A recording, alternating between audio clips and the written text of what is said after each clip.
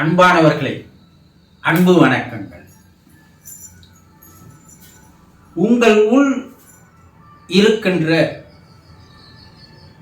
ஆன்மாவை, ஆத்மாவை, ஜீவனை, உயிரை நீங்கள் பார்க்க ஆரம்பித்துவிட்டால்,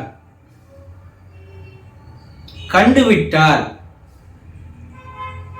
தரிசனம் செய்ய துவங்கிவிட்டால், உங்களிடையே பல்வேறு மாற்றங்கள் நிகழும். பல அற்புதங்கள் நடைபெறும். பல அதிசயங்கள் அரங்கேறும். உண்மையாகவா? உண்மைத்தான். நம் நாட்டு சித்தர்கள் பல்வேறு கலைகளில் தேர்ச்சி பெற்றிருந்ததற்கு காரணம்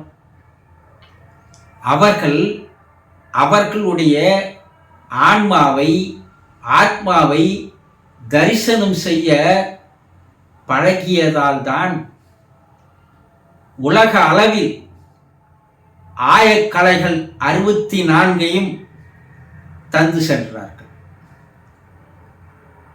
பல்வேறு கலைகளை உலகிற்கு தந்தவர்கள் நம் நாட்டு தமிழகத்து சித்தர்கள். அதில் குறிப்பாக யோகக்கலையை தந்தவர்கள் நம் நாட்டு தமிழகத்து சித்தர்கள். அவர்களிடம் அளப்பரிய ஆற்றல் இருந்தது.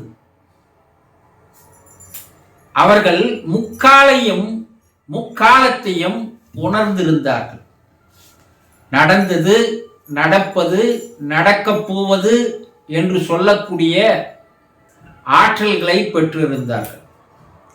தீர்க்க தரிசன பார்வை என்று சொல்வார்கள், அதையும் அவர்கள் பெற்றிருந்தார்கள்.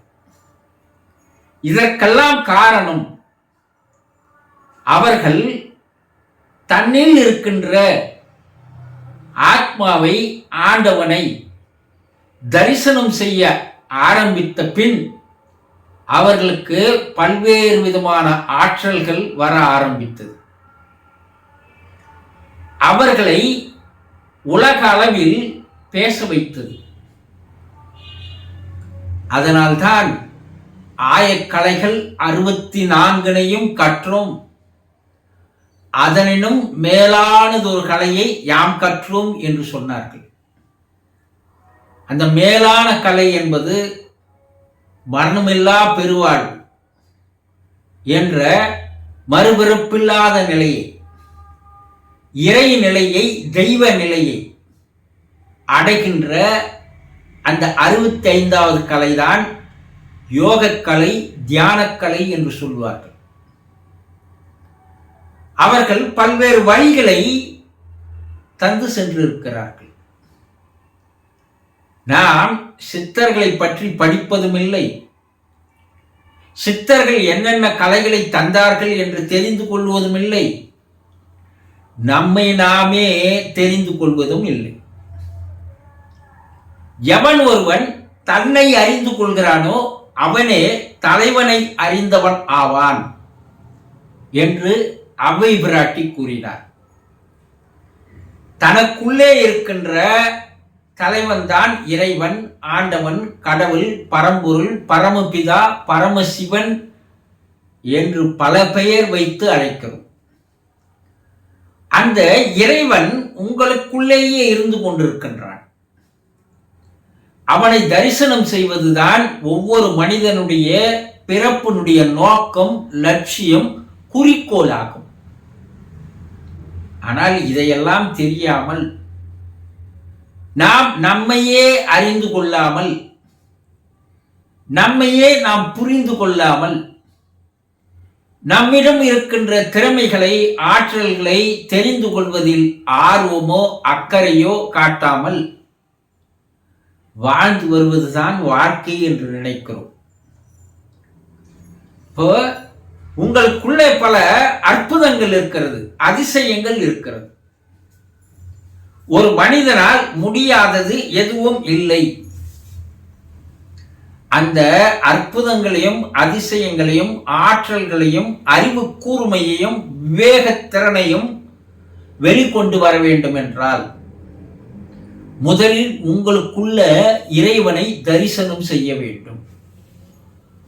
அப்படி நீங்கள் தரிசனம் செய்யும் பொழுது இறைவன் உங்களோடு ஒன்றர கலந்து விடுகிறான். மனிதனாக இருந்த நீங்கள் மாமனித நிலைக்கு உயர்த்தப்படுகிறீர்கள். மாமனித நிலையிலிருந்து மகானாக உயர்த்தப்படுகிறீர்கள். மகா நிலையிலிருந்து மகேசனாக உயர்த்தப்படுகிறீர்கள். இதற்கு அடிப்படை வழி, அடிப்படை பயிற்சி உங்களுக்குள் இருக்கின்ற ஆத்மாவை, ஆன்மாவை, ஆண்டவனை அறிந்து கொள்வதுதான். அவை உங்களுக்குள் இருப்பதை நீங்கள் காண முடியும், பார்க்க முடியும், தரிசனம் செய்ய முடியும். அது எந்த இடத்தில் இருக்கிறது? ஒளியாக. ஒளி ஒளி எல்லாம் ஆனாய் நீயே என்று இறைவனை தாயுமானவர் பாடுகிறார்.